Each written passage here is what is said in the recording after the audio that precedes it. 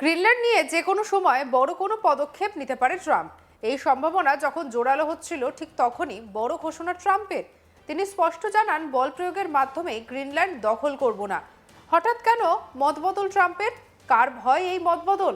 এই প্রশ্নই এখন জোরালো হচ্ছে। ওয়ার্ল্ড ইকোনমিক ফোরামে ট্রাম্প বলেন, মানুষ ভেবেছিলেন আমি বল প্রয়োগ করব, কিন্তু আমাকে বল প্রয়োগ করতে হবে না।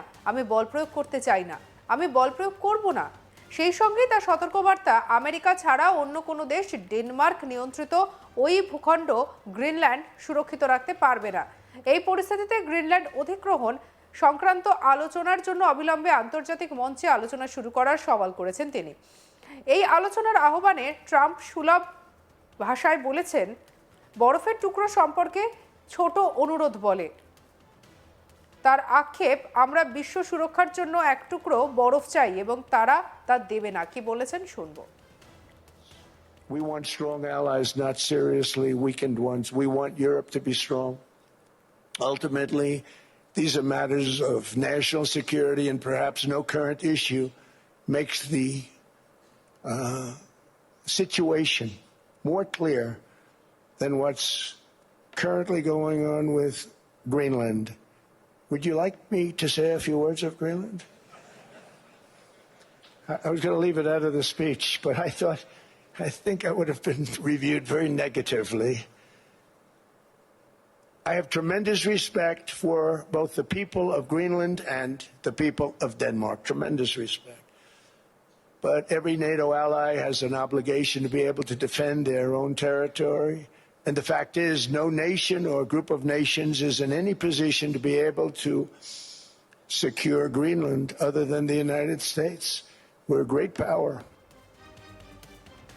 আমেরিকার প্রেসিডেন্ট ডোনাল্ড ট্রাম্প এক্স হ্যান্ডেলে লেখেন, ন্যাটোর মহাসচিব মার্ক রুটের সঙ্গে আমার অত্যন্ত ফলপ্রসূ বৈঠকের ভিত্তিতে আমরা গ্রিনল্যান্ড এবং প্রকৃতপক্ষে সমগ্র আর্কটিক অঞ্চলের সঙ্গে সম্পর্কিত ভবিষ্যতের চুক্তির কাঠামো তৈরি করেছি।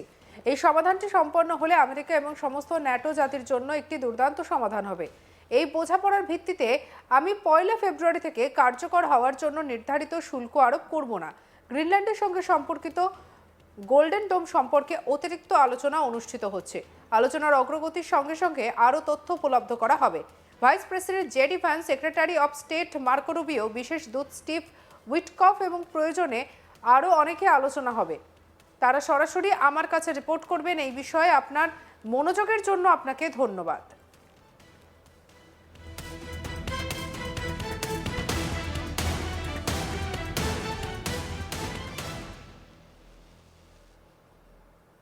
প্রসঙ্গত, গ্রিনল্যান্ড নিয়ে ইউরোপ এবং আমেরিকার মধ্যে সংঘাত ক্রমশ বাড়ছিল। আর তার মাঝে ডোনাল্ড ট্রাম্প আমেরিকার কৃত্রিম বুদ্ধিমত্তা বা এআই এর মাধ্যমে মানচিত্র তৈরি করে প্রকাশ করেন, যেখানে গ্রিনল্যান্ডকে নিজেদের দেশের অংশ হিসেবে দেখিয়েছেন। আর তাতেই বিতর্ক দানা বেঁধেছিল। ডেনমার্কের প্রধানমন্ত্রী মেট ফ্রেডরিকসনে সরাসরি এই মানচিত্র নিয়ে মন্তব্য করেননি ঠিকই, তবে তিনি যে ওয়াকিবহল এবং ডেনমার্কের এলাকা গ্রিনল্যান্ড নিয়ে আমেরিকার দাবি মেনে নেবে না তা স্পষ্ট করে দিয়েছেন। তারপরেই দেখা যায় খানিকটা নরম সুর ডোনাল্ড ট্রাম্পের।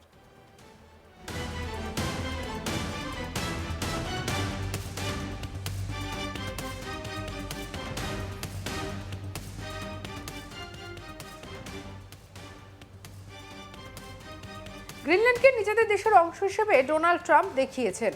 তারপরে ডেনমার্কের প্রধানমন্ত্রী মেটে ফ্রেডরিকসন সরাসরি এই মানচিত্র নিয়ে মন্তব্য করেননি, তবে মেটে ফ্রেডরিকসন জানিয়েছেন যে তিনি কখনোই বহিরাগত হস্তক্ষেপ বরদাস্ত করবেন না।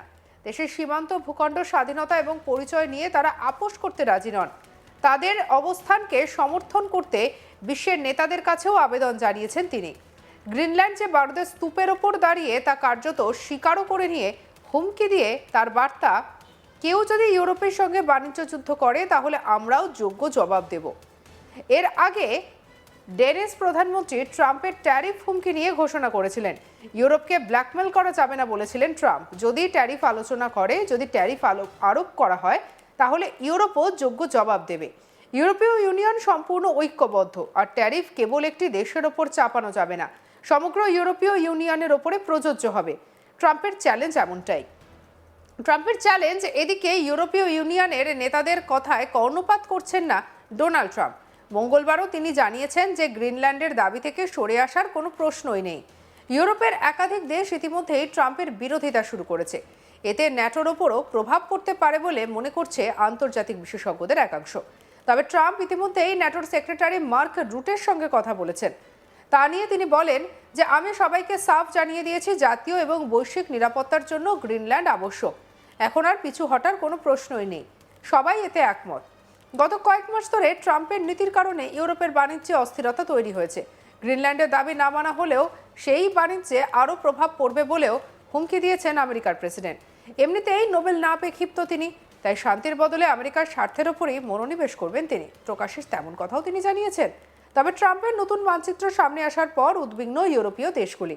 উত্তেজনা আরও বাড়িয়েছে ট্রাম্প এবং ফরাসি রাষ্ট্রপতি এমানুয়েল ম্যাক্রোর ব্যক্তিগত কথোপকথন সামনে চলে আসায়। চ্যাটে ম্যাক্রো গ্রিনল্যান্ড সম্পর্কে ট্রাম্পকে একগুঁয়েমি ত্যাগ করার আহ্বান জানিয়েছেন। ম্যাক্রো ট্রাম্পকে লিখেছেন, সিরিয়ার বিষয়ে আমরা সম্পূর্ণভাবে ঐক্যবদ্ধ, ইরানের বিষয়েও। তবে গ্রিনল্যান্ডে আপনি কি করছেন তা বুঝতে পারছি না। গ্রিনল্যান্ড দখলের লক্ষ্যে ঝাঁপিয়ে পড়ছেন ডোনাল্ড ট্রাম্প। ভেনেজুয়েলার পর এবার বিশ্বের বৃহত্তম এই দ্বীপকে নিজের কবজায় রাখতে চাইছে আমেরিকান প্রেসিডেন্ট। তবে ডেনমার্কও ছেড়ে দেওয়ার পাত্র নয়। ৭৪ বছরের পুরনো একটি নিয়মের কথা স্মরণ করিয়ে দিয়ে হোয়াইট হাউসের চোখে চোখ রেখে এই দেশ জানিয়ে দিয়েছে কথা পরে হবে, আগে গুলি চলবে। আর এই নিয়ে একটি দীর্ঘ পোস্ট করেছেন ট্রাম্প। তিনি লিখেছেন, আমরা ডেনমার্ক ইউরোপীয় ইউনিয়নের সমস্ত দেশ এবং অন্যান্য দেশগুলিকে বহু বছর ধরে শুল্ক বা অন্য কোনো ধরনের পারিশ্রমিক না দিয়ে ভর্তুকি দিয়ে আসছি। এখন ডেনমার্কের সময় এসেছে তাদের ফিরিয়ে দেওয়ার, কারণ বিশ্ব শান্তির ঝুঁকির মুখে। চীন এবং রাশিয়া গ্রিনল্যান্ড চায় এবং ডেনমার্ক এই ব্যাপারে কিছুই করতে পারে না। বর্তমানে তাদের কাছে সুরক্ষার জন্য দুটি জিনিস রয়েছে, কেউ এই পবিত্র ভূমির টুকরো স্পর্শ করবে না, কারণ আমেরিকার জাতীয় নিরাপত্তা এবং বৃহত্তর স্বার্থ ঝুঁকির মুখে। অন্য সবকিছুর উপরে Denmark, Norway, Sweden, France, Germany, যুক্তরাজ্য, নেদারল্যান্ডস এবং ফিনল্যান্ডের অজানা উদ্দেশ্য গ্রিনল্যান্ডে ভ্রমণ করেছে। এটি আমাদের সুরক্ষা এবং বেঁচে থাকার জন্য একটি অত্যন্ত বিপজ্জনক পরিস্থিতি। এই দেশগুলি যারা এই অত্যন্ত বিপজ্জনক খেলা খেলছে তারা এমন একটি ঝুঁকি তৈরি করেছে যা ভয়ঙ্কর হতে পারে। অতএব বিশ্বব্যাপী শান্তি এবং নিরাপত্তা রক্ষার জন্য এই সম্ভাব্য বিপজ্জনক পরিস্থিতিকে দ্রুত কঠোর ব্যবস্থা গ্রহণ করা অত্যন্ত জরুরি।